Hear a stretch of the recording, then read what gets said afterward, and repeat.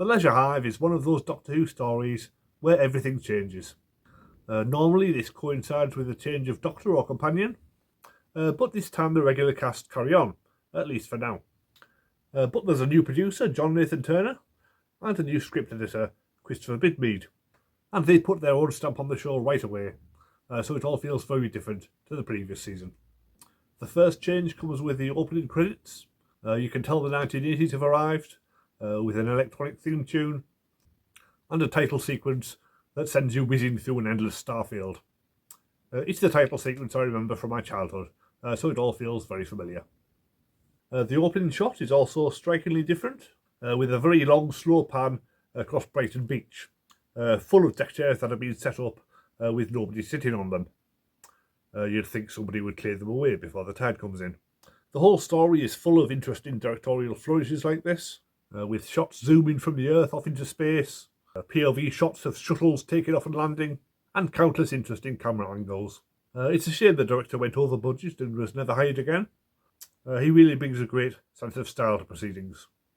The music is also very distinctive, recorded on synthesizers, so it has the same sort of feeling as Ridley Scott's Blade Runner or David Lynch's Dune, both of which would come out over the next few years, so it was very much ahead of its time. When it comes to the actual story, that's not quite as impressive. The TARDIS lands on the Leisure Hive, a recreation centre that's been built in the middle of a nuclear wasteland. You can't help wondering why anybody would ever go there. It's like building a centre parks in Chernobyl. There's not much evidence of the leisure activities available, apart from zero gravity squash. You'd think when they filmed in Brighton they could have popped over to the local leisure centre and recorded what was going on there. But that's probably too much to ask. But the main plot is centred around the science of tachyons. Nowadays they're mainly used in time travel episodes of Star Trek. But back then nobody had heard of them, so they could just make up whatever they like. From replicating people's images, to making them older or younger, to cloning them, it's all done with tachyons. In the process the Doctor turns into an older man, and it's a really good makeup job. He looks very convincing. It's not exactly what Tom Baker looks like nowadays, but maybe he could be persuaded to grow out his hair and beard for a few months, just to do a special photo shoot. His performance is also more measured as the older Doctor. He's been much more slow and thoughtful, which comes as a welcome change. The Argolians also have a good makeup design. They have a very distinctive look and it works very well. It helps that the actors who play them are all very strong. David Haig has gone on to have a long and impressive career. Pangol was one of his first roles, and he already shows a great screen presence, and is very convincing throughout. Lawrence Payne adds gravitas in the few brief scenes that he's in, and Adrian Corey is also very convincing, playing Mina at a variety of different ages. Sadly, the same cannot be said of the Four-Mazi. We only get flashes of their eyes or claws in the first two episodes, which definitely helps to sell them as a threat. But once they appear in all their glory in the brightly lit sets, the costumes look far too baggy to be at all convincing. It's also highly unconvincing that two of them can disguise themselves as humans, when the Four-Mazi costumes are so much bigger. But then the Slitheen did the same thing several decades later, so maybe they had access to the same technology.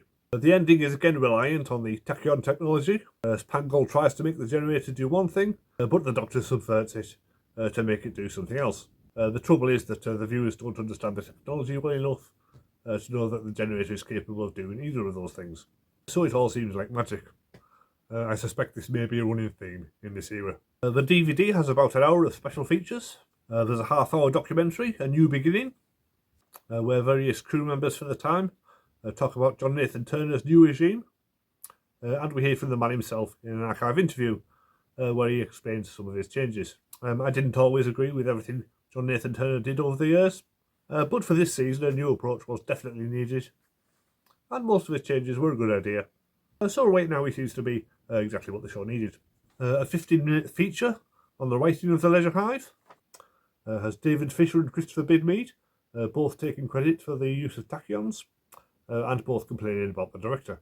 There's also a feature where Peter Howell explains how he made the new theme tune, and Sid Sutton talks about the new opening titles. June Hudson talks about all the costumes in this story, and there's a clip from Blue Peter, where one of the presenters visits the Doctor Who exhibition at Longleat, which I went to myself a few years later. Overall, it's one of the best looking episodes of Doctor Who in quite some time. but for all the style, there's not that much substance. Still, it's a fine way to start the season, so I'll give it a 7. Next week, Meglos, which the Doctor turns into a cactus. You get the feeling they were actively trying to make Tom Baker leave at this point. So subscribe to see my review of that, or follow the link in the description to my playlist featuring all my Doctor Who reviews so far. And I'll see you next time.